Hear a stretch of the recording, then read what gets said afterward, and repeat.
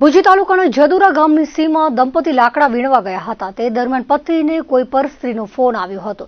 જે અંગે પત્નીએ પૂછતા પતિ ઉશ્કેરાઈને પત્નીને માથાના ભાગે ક્રૂરતાપૂર્વક કુહાડીનો ઘા મારી કરપીણ હત્યા કરી નાખી હતી.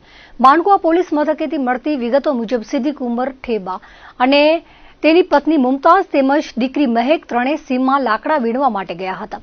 દરમિયાન સિદ્દીકને કોઈ અન્ય સ્ત્રીનો ફોન આવ્યો હતો, જેથી મુમતાઝે તે અંગે પૂછતાછ કરી હતી, જે બાબતે બંને વચ્ચે માથાકૂટ થઈ હતી. દરમિયાન સિદ્દીક ઉશ્કેરાઈને પોતાની પત્નીને કુહાડીના ઘા મારી ઇજાઓ પહોંચાડી હતી, જેના કારણે મુમતાઝનું મોત નીપજ્યું હતું. પુત્રીએ ઝઘડો જોઈ તરત જ ગામના સરપંચ અને અન્ય લોકો તરફ દોટ મૂકી હતી. ગ્રામજનો મુમતાઝને સારવાર માટે લઈ ગયા હતા. જીકે જનરલ હોસ્પિટલમાં વધુ સારવાર મળે તે પહેલા જ મુમતાઝે દમ તોડી દીધો હતો. પોલીસે આરોપી સિદ્દીકની અટકાયત કરી આગળની કાર્યવાહી હાથ ધરી હતી. બનાવ પતિ પત્નીનો ઝઘડો થયો, એમાં પતિએ માર્યો હતો બેનને, અને અહીંયા અમે સિવિલ હોસ્પિટલમાં આવ્યો હતો. બેન અહીંયાથી અમે એકોર્ડમાં લઈ ગયા.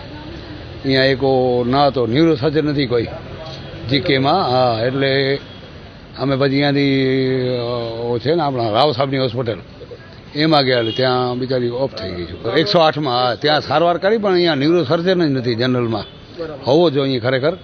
અહીંયાથી પછી અમે એકોર્ડમાં ગયા રાવ સાહેબની હોસ્પિટલ, તો ત્યાં ઓફ થઈ ગઈ.